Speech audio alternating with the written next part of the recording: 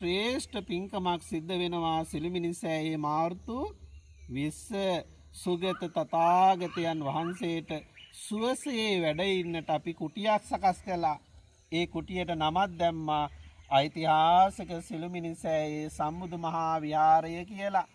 සුගත තථාගතයන් වහන්සේට 20 වෙනිදා නේත්‍රා ප්‍රතිෂ්ඨාපන මංගල්‍යයේ කටයුතු සිද්ධ වෙනවා. ඉන් අනතුරුව පළවෙනි කිරියාහාර පූජාව සිද්ධ වෙනවා මේ පුණ්‍ය භූමිය තුල.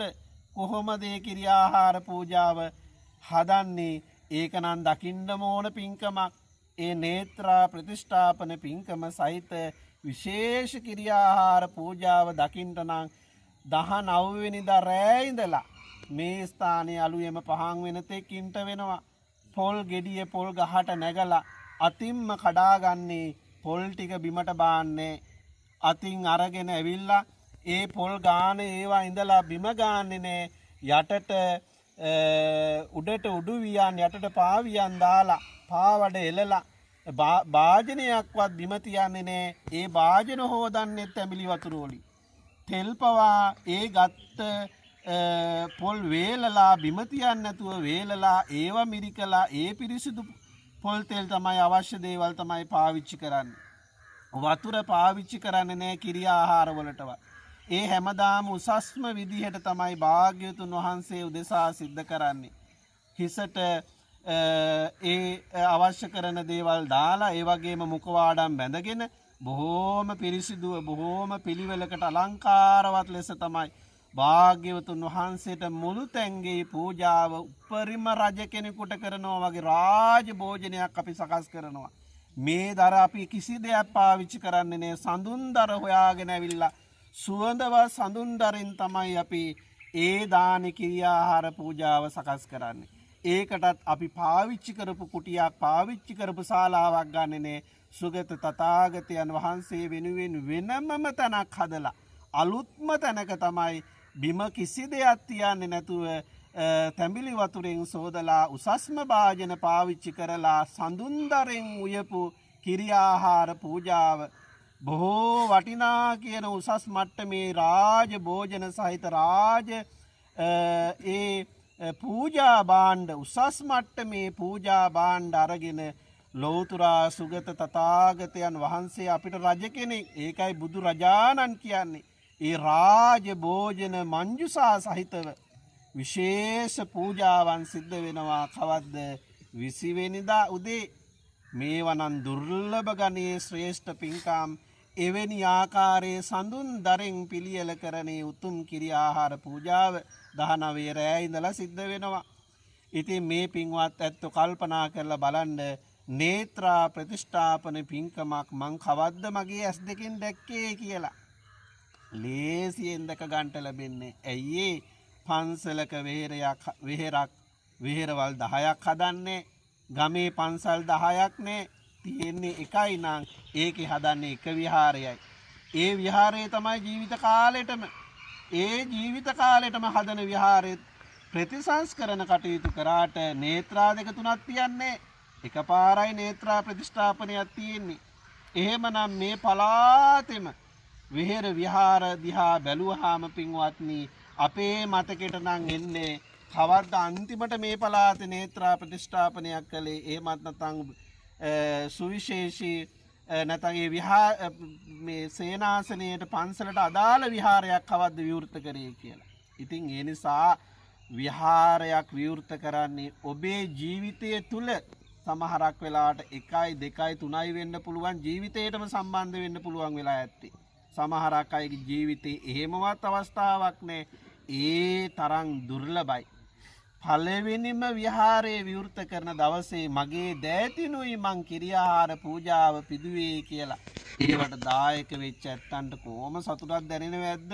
පළවෙනි පැම් වීදුරුව පූජා කළේ මම, පළවෙනි පළතුරු පූජා කළේ මම, පළවෙනි දැහැත් කට්ටලේ පූජා කළේ මම. අෂ්ට පරිස්කාර සුගත තථාගතයන් වහන්සේ අපේ සේනාසනයට වැඩම කරන දවස, උන්වහන්සේට වැඩියට පස්සේ අපි වැඩ ඉන්න කුටියක් පූජා කරන දවස, එසේ වැඩම කරපු දවසේ මූණ හොදන කට්ටලේ මමයි පූජා කළේ.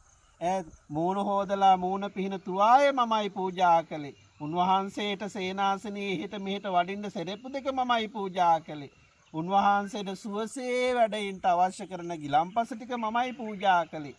ඒ විදිහට ඒ පින්කම් බාර ගන්න ඇත්තන්ට ඒවට සහභාගී වෙන ඇත්තන්ට මොන තරම්නම් පිනක් කුසලයක් උත්පාදනය වෙනවද? අපි දින 7ක් පුරාවට රාජ භෝජන මංජුසාව සහිතව රාජ භෝජන පූජාව මුළු තැන්ගේ පූජාව උසස්ම ආකාරයෙන් දජ හේවිසි නාද මධ්‍යයේ පෙරහැරවල් දන්සල් මධ්‍යයේ මේ පින්කම් සිද්ධ කරන්නේ. එසේ මෙසේ පින්කමක් නෙවෙයි, සුගත තථාගතයන් වහන්සේ කෙරෙහි කෙලෙස් නූපදින ආකාරයෙන් උන්වහන්සේ රාග ద్వේෂ මෝහයෙන් වියුක්ත වුණා. අවුරුදු 2600කටත් එහා ඉතිහාසය තුල උත්තමයන් වහන්සේලා රාග ద్వේෂ මෝහය දුරු කරලා තියෙනවා. ඒ නිසා මේ සංසාරයේ අදටත් මේ සසර ගමන් කරන අපිට බැරි වෙලා තියෙනවා ඒ උත්තරීතර වූ ස්වභාවය අවබෝධ කරගන්න. ඒ නිසා එහි සුගත තථාගතයන් වහන්සේට වැඳට පවුනේ මේ දුර්ලභ ශ්‍රේෂ්ඨ පින්කම් සියසින් දැකලා කන් දෙකින් ඒ පින් අනුමෝදන් වෙන්න පුළුවන්නේ ඉතා සුළු පිරිසකටයි. ඉතා සුළු පිරිසකටයි. ඒ නිසා ඒ මාර්තු 20 වෙනිදා දිනේ මග ඇරුණොත් ආය ඔබ පස්සේ කරයි ඇවිල්ලා ගිලම්පස පූජා උදේ දාන බුද්ධ පූජා තියයි. හැබැයි පිඟුතුනි ඒ හදපු විහාරයේ පසු කාලීනව හැබැයි මුල්ම බුද්ධ පූජාවට අපි මෙහෙමයි සම්බන්ධ වුණේ. නේත්‍රා පින්කමට අපි මෙහෙමයි සම්බන්ධ වුණේ. ඒකත් එසේ මෙසේ තැනක නෙවෙයි. බුදුරජාණන් වහන්සේගේ සරුවඥ ධාතුන් වහන්සේලා තැන්පත් පිම්බිමක් ලංකාවේ විශාලතම චත්‍රගල සහිත පිම්බිම රහතන් වහන්සේලා වැඩ සිටිය පිම්බිම සිල් ගුණ දම්පුරන මහා සංඝයා වැඩ වාසය කරන පිම්බිමක්. එහෙව් පිම්බිම තුල සිද්ධ කරන මේ ශ්‍රේෂ්ඨ පින්කම් නම් අතිශය දුර්ලභයි. ඒ නිසා හැමෝටම අපි ආරාධනා කරනවා මාර්තු 20 මේ පුණ්‍ය ස්ථානයට එන්න, මේ මුළුතැන්ගේ පූජාවට සම්බන්ධ වෙන්න. උදේ ඉඳලා නැත්නම් 19 රෑ ඉඳලා මාර්තු 20 දහවල් කාලය දක්වාම ශ්‍රේෂ්ඨ පින්කම් රාශියක් සිද්ධ වෙනවා. අතිශය දුර්ලභ පින්කම් රාශියක් සිද්ධ වෙනවා. හැමෝම හීන දකින්න. මම කොහොමද මේ පින්කමට සම්බන්ධ වෙන්නේ? මම කොහොමද මේ පින්කමට කටයුතු කරන්නේ? මම මොනවද කරන්නේ? මගෙන් මොකද විය යුත්තේ? මම මොනවද පූජා කරන්නේ කියලා කල්පනා කරන්න. ඔබ උදේට කණ එක හැමදාම කරනවා. කුඹුරු කරන ඒවා හැමදාම කරනවා ජීවිතේ. පොලේ යන ඒවා හැමදාම කරනවා. දරුවන්ට උගන්වන ඒවා හැමදාම කරනවා. යුතුයකම් වගකීම් හැමදාම කරයි. හැබැයි විහාරයක් විවෘත වෙන එක ජීවිතේටම එකක් වෙන්න පුළුවන්. ආයේ මේ සේනාසනේ චෛත්‍ය හැදෙන්නේ මේ හදපු චෛත්‍ය. ඒ නිසා මේවා හදපු අයට තාමත් පින් ලැබෙනවයි. අපි අදටත් මේ චෛත්‍යයට වන්දනාමාන කරන නිසා ඒ වගේ මෙහි ආරම්භක පියවර තියෙන මිනිසුන්ටයි ඒ කුසලය.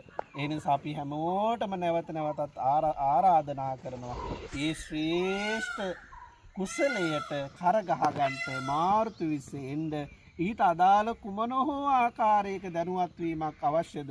අපේ ආගමික කටයුතු භාරව වැඩ සිටින මොනරතැන්නේ සුසන්තාලංකාර පඬිතු ස්වාමීන් වහන්සේ සේනාසනේ වැඩ වාසය කරනවා. උන්වහන්සේ බැහැ දැකලා පුළුවන් මේ ශ්‍රමයෙන් අද්දකින් කොච්චර දේවල් අපිට කරන්න පුළුවන්ද? සුද්ධ පවිත්‍ර කරන ඒවා තියෙනවා. ඒවා පුංකලස් හදන්න තියෙනවා. ගොඩක් වැඩ තියෙනවා. ඒවා බාර අරගෙන දුර්ලභ පින්කමට කරගහගෙන නිදි ආහන නිදි කොට්ටේ ඉන්නකොට සිහිපත් කරගන්න මම මෙහෙමයි මේ දුර්ලභ පින්කමට දායකුනේ කියලා හදවතින් සතුටු වෙන්න පුළුවන් ශ්‍රේෂ්ඨ පින්කම්. පසු කාලීනව මිනිස්සු මේවට වඳින පුදන වාරයක් පාසා ඔබ මැරිලා හිටියත් ඔබට පින් ලැබෙනවා. ඔබ නිසයි මේවා ඉදි වෙලා තියෙන්නේ. ඒ නිසා අපි ඔබට ආශිර්වාද කරනවා. එපින් බලයෙන් නිදුක් වේවා, නිරෝගී වේවා, සුවපත් වේවා, දීර්ඝායුෂ සුවය ලබන්ට මේ පිනද හේතුපකාර වේවා. සුවසේ චතුරාර්ය සත්‍ය ධර්මය අවබෝධ කරගෙන උතුම් නිවනින් සැනසෙන්න මේ පින හේතු උපකාර වේවා කියලා සාදු කියමු. ඒ වගේම ඔබට පේන ඔබේ විහාරස්ථානයේ චෛත්‍යයක් හදලා තියෙනවා නම් චෛත්‍යයක් බොහොම අලංකාරවත් ලෙස සකස් කරලා තියෙනවා. ඒ චෛත්‍යයේ කොත කැඩිලා කියලා හිතන්න. එහෙනම් ඔබ මොකද්ද කරන්න ඕන? හැමදාම වැඳ ගිහිල්ලා හරියන්නේ. මම මේ කොත හදන්න ඕන, කැඩිච්ච කොත හදන්න ඕන. ඒක විය යුත්තක් කියලා හිතෙන්න ඕනද නැද්ද? හිතෙන්න ඕන. ඒක දිහා බල බලා හොදන එකෙක් හදයි කියලා පැත්තකට වෙලා ඉඳලා හරියන්නේ නැහැ බෞද්ධයෝ. පපුවට දැනෙන්න ඕන. ආන් ඒ වගේ සිළු මිනිසෑය අංග සම්පූර්ණ නෑ. සිළු මිනිසෑය අංග සම්පූර්ණ නෑ. සිළු මිනිසෑය එක්තරා විදියකට අසරණ වෙලා තියෙනවා. ඇයි ඒ සිළු මිනිසෑයේ નિયમિત කොටස් අසරණව පැත්තක වැටිලා තියෙනවා. අසරණව පැත්තක වැටිලා තියෙනවා. ලංකාවේ විශාලතම ඡත්‍රගල පිහිටි පිම්බීම මෙයයි. ඡත්‍රගල පැත්තක යෂ්ටිය පැත්තක ඒ නිසා හැමෝගෙම සිත් තුළ ධාරණීය වෙන්න ඕන. මරණයට පෙර ඒ දුර්ලභ පින්කමත් මම කරගන්නවා. අපි ඒ පින්කමට දායක වෙන්න ඕන. චෛත්‍යයක අංග ටික නිවැරදිව තියෙන්න ඕන. රජවරු යම්සේද මේ චෛත්‍යය හැදුවේ ඒ චෛත්‍යයේ විදිහටම තියෙන්න ඕන. අඩුවක් තියෙන්න බෑ. ඒ නිසා මේ චෛත්‍යයේ නිවැරදි ක්‍රමය ගර්භයත් එක්ක යෂ්ටිය ඡත්‍රය නම් ඒ යෂ්ටියත් ඡත්‍රයත් නැවත ඒ ස්ථානයේ තැන්පත් විය යුතුද නැද්ද? විය යුතුයි. ඒ නිසා පුරාවිද්‍යාව බුද්ධ ශාසන අමාත්‍යාංශයේ ඒ ආදී නිලධාරීන් කේන්ද්‍ර කරගෙන අපි මේ චෛත්‍ය ඉතා ඉක්මනින් යලි ප්‍රතිසංස්කරණ කටයුතු කළ යුතුයි. බොහෝ තැන්වල ගඩොල් ගැලවිලා ඒවා අද හෙටම ප්‍රතිසංස්කරණ කටයුතු කළොත් අපිට ඉදා අඩු වියදමකින් මේ කටයුතු කරන්න පුළුවන්. තව බොහෝ කාලයක් ගියොත් බොහෝ වියදමක් යනවා සහ බොහෝ ගඩොල් අපිට අවශ්‍ය වේවි. ඒ නිසා මේ ලංකාවේ විශාලතම ඡත්‍රගල මේ පුණ්‍ය භූමියේ පිහිටි තැන එදා යම් තැනකද පිහිටියේ ඒ තැනම පිහිටලා අතීත රජදරුවන් වන්දනා කරපු ආකාරයට අපිටත් වන්දනා කරගන්නට තව බොහෝ කාලයක් නොවේවා කියලා අපි ප්‍රාර්ථනාව තියාගන්න ඕනේ. හැමෝම සිතවිල්ලක් දරා ගන්න ඕන. මේ චෛත්‍ය පෙර තිබුණු විදිහටම අපිට දැක ගන්නට වාසනාව ලැබේවා කියලා. ඒ සඳහා ප්‍රදේශයේ අපිට පොලිස් ආරක්ෂාව, ඒ වගේම යුද හමුදාවේ ආරක්ෂාව, ඒ වගේම පුරාවිද්‍යාව, අනිකුත් රාජ්‍ය ආයතන සහ නිලධාරීන් සහ ගම්වාසීන් ප්‍රදේශවාසීන් සියලු දෙනාගේ සහයෝගය ඇතිව දෙවි දේවතාවුන් වහන්සේලාගේ ආශිර්වාදය ඇතිව මේ සුවිශේෂී ඡත්‍රගල නැවත ප්‍රතිසංස්කරණය කරලා නැවත ප්‍රතිස්ථාපනය කරලා මේ පූජනීය පිම්බිම වර්තමානයේ ගැලපෙන ආකාරයට රමණීය ආකාරයෙන් උසස්ම මට්ටමින් අනාගත පරපුරට ආරක්ෂා කර දෙන්නට වාසනාව ශක්තිය වේවා. ඒ දුර්ලභ පින්කමටද කරගහ ගන්නට අපිට හැකියාව ලැබේවා. S2 පිය වෙන දාට අනේ මම ශ්‍රේෂ්ඨ දුර්ලභ පින්කම් ගොඩකට කරගහ ගන්නට ලැබුණනේ මේ පින්බිම නිසා. මිනිස්සු සාදු සාදු කිය සතුටින් වඳිනා වාරයක් පාසා දුර්ලභ ගණේ ශ්‍රේෂ්ඨ පින්කම් කරගන්නට මම දායක වෙලා තියෙනවනේ කියලා ඔබට සතුටු වෙන්න පුළුවන්. ඒ නිසා අපි හැමෝටම ආරාධනා කරනවා, හැමෝටම ආශිර්වාද කරනවා මේ ශ්‍රේෂ්ඨ දුර්ලභ පින්කම් සිද්ධ කරන කාලය.